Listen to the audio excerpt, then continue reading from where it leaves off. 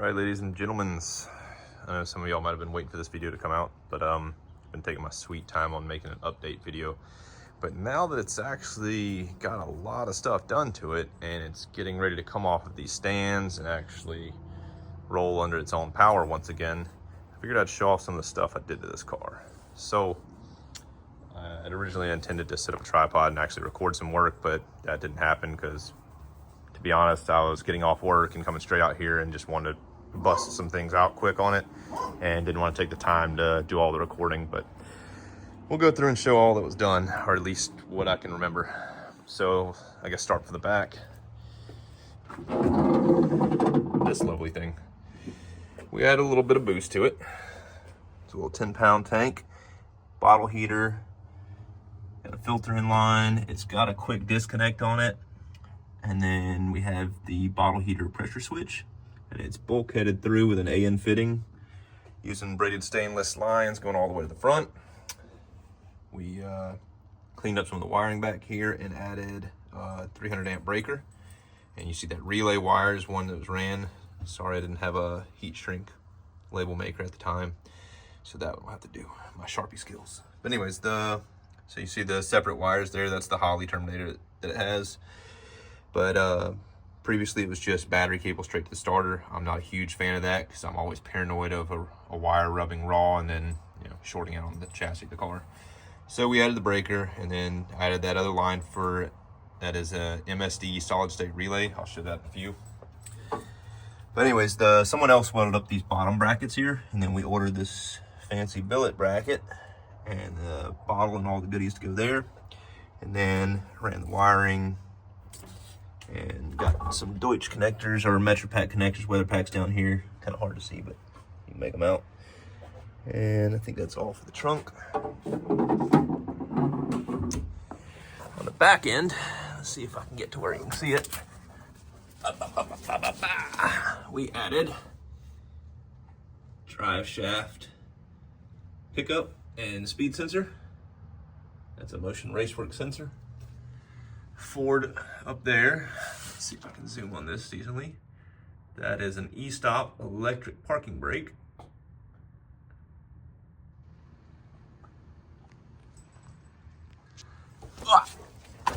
Let's just come back to these Willwoods. Has the internal drum parking brake just like my car does. And coming around the car, we'll go to the interior, which I actually just got back in last night. Should probably grab my flashlight. I did not prep for this video. I gotta pop this back in, the fire extinguisher that goes in the car. It's got this quick disconnect mount similar to mine. So, into the car. We have these gorgeous TMI seats. Low backs. I didn't install these, but they were already in. They already had these harnesses, but what it didn't have, and these are Camlock 5-points, is these brackets up here. We were trying to figure out a way to attach the harness because we had the limitation of no harness bar. And the owner didn't want to weld in a bar, and we were trying to think of a bar clamp to use for down low, but the interior is just so close right here, there wouldn't be any way to bar clamp it. It would literally have to be welded on. So we found these that are actually for a side-by-side, I believe. But for the purpose, they're obviously not going to pass tech or anything like that, but it will give you a shoulder restraint to at least add some safety. So we got one of those installed on each side. They spin around. We actually had to replace this switch. It had a plastic switch before. We put this anodized aluminum switch in here for the nitrous, and it won't focus worth a crap. There we go. Sorry for the poor lighting and whatnot, but yeah, got that installed. I still haven't tucked the wiring for the radio back in because I still have the glove box out because I might need to access that. We got this switch he already had in the car, just reinstalled it. Put some stainless button head bolts on it, just to tidy it up some. And there's the MSD solid state relay. That's running the bottle heater, the purge solenoid, and the nitrous solenoid. And then, I don't know if you can see, but there's a Deutsch connector there, another Deutsch back there. I think there's another one right there. And then there's several more under the dash. All these braided lines are ones that I ran. 2 more Deutsch connectors. But those are everything from the speed sensors to these, which we're putting a switch panel right here in the middle. And the wiring for those is all in the floorboard right here. I'll show you those in just a second. But the bright illumination right here is actually going to be a shift light. We got that wired into the Holly. I haven't tested it yet. That's on the to-do list. The brake light here is wired into the e-stop, which the e-stop is mounted up underneath the dash. Let me see if I can get an image of it. You can see a little bit of it right there.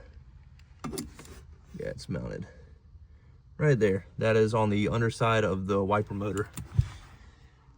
So we did that.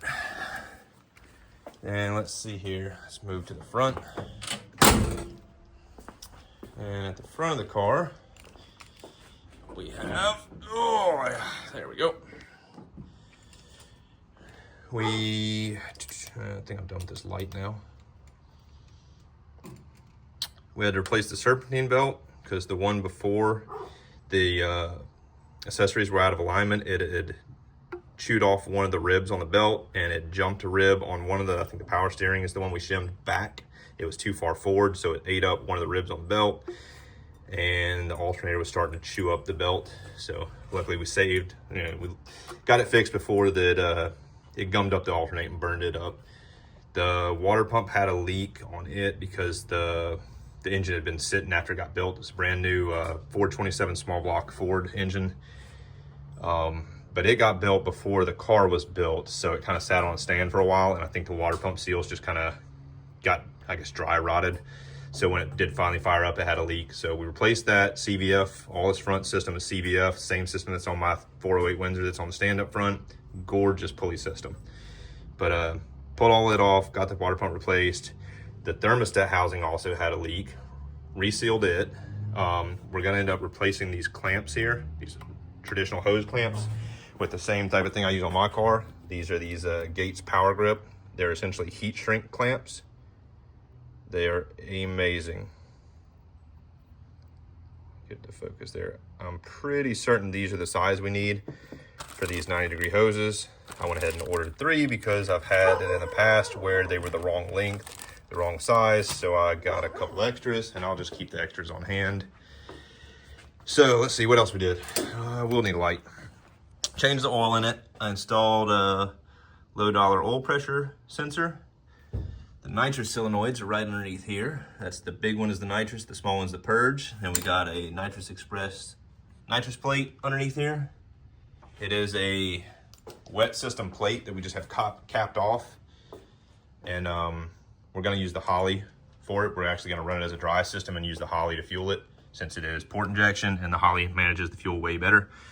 The purge is just coming out, looped underneath the cowl, and then comes up.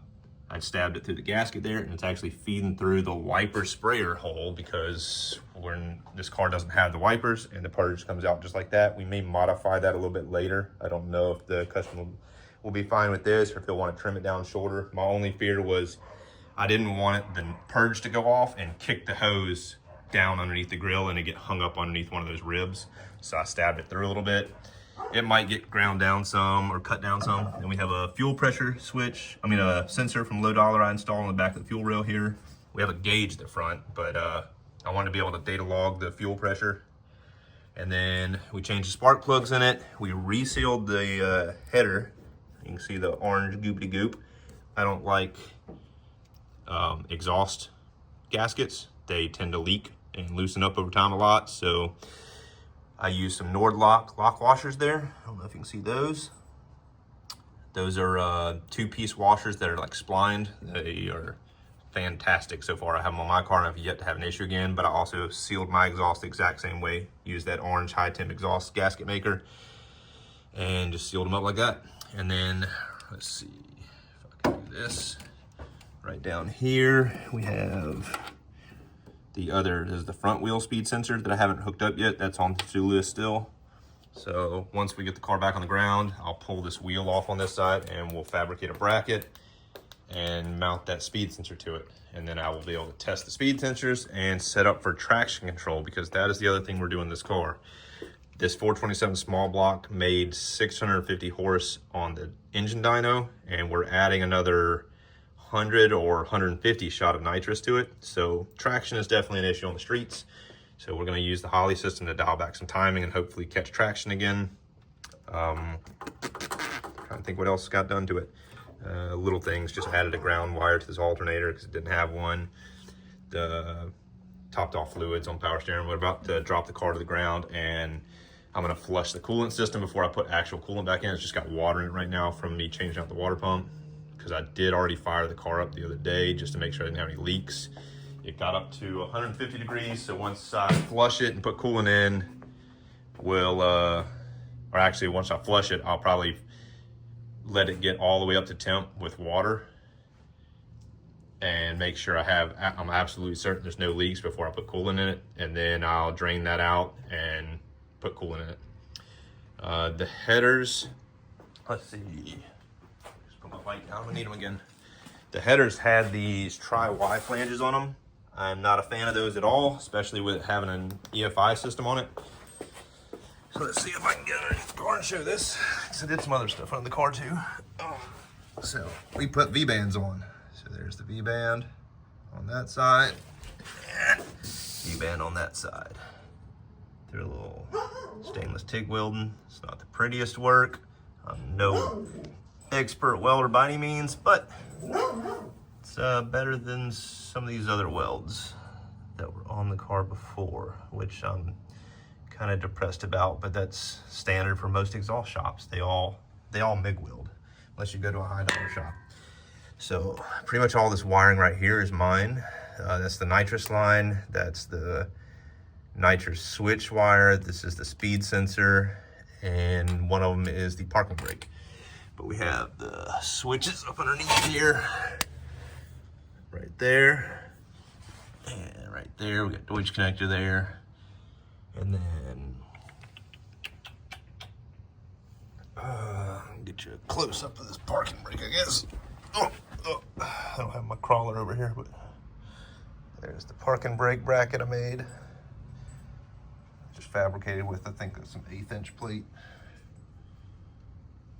Very nice on it. And then I think that's it for underneath. And we originally ordered this thinking that would work. Turns out the switches are too deep to fit. Got this because it would fit them, but didn't realize how much bigger and bulkier that switch box was. So we're actually 3D printing, or having a 3D printed switch box made that should be done today or tomorrow. He's gonna ship that out. And these are the switches we'll be installing. So, sorry for the amazing camera work. I'm trying to get all these switches together. All right, there we go. So there's our switches. We have a nitrous bottle warmer, purge button, parking brake button, and a burnout button, because the traction control will actually be on all the time. And when you engage that button, when you want to actually stage for a burnout at the drag strip, or if you just want to smoke the tires for some crowd that wants to see some action. But yeah, so that'll work out nicely. And you see my mess of wiring, Deutsch connector, label makers, crimps, you name it. Been busy. But yeah, I think that's everything. Got the intake back on. I got to put the fan shroud back on, which this fan shroud is amazing. I don't remember who made it, but it's very nice. I don't know if it might have came with this radiator. It's a PWR radiator. Very nice. It's advanced cooling technology. Yeah, super nice radiator. I'm tempted to buy one for my car to replace the eBay one I have. My China special that I'm running. But yeah, I think that's all we did to the car. Other than just like little fixy things. Had to trace some wiring issues and stuff like that ate up some time. Just little tune-up things that happen on these old cars, especially ones that just got done restoring or building. So you're gonna run into some issues along the way. But this car is just gorgeous. Excuse the dust and pollen build up on it because I've been working on it pretty much every day, so it has not had a car cover and it's just been in my shop, and it is quite dirty, which is depressing because it was gorgeous when I brought it home. But yeah, there's a walk around the car. You got the Carroll Shelby signature, Shelby wheel, go baby go button, the nitrous switch just like Gone in 60 Seconds. All backseat interior TMI matching. We got speakers in the back, which I haven't even listened to these speakers to hear what they sound like, but I'm sure this car has a nice little sound system in it as well. GT500 badge. Yeah, just overall just gorgeous car. Sorry for my poor camera work. Half the time I'm looking at the car itself and not at my phone when it's aiming at, so apologies. But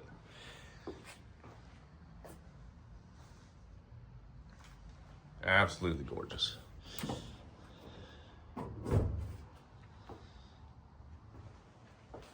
All right, that's enough of the video. I'll probably do another video once I get the switches in and we're actually firing the car up, and I'll get a video probably of me pushing the Holly stuff.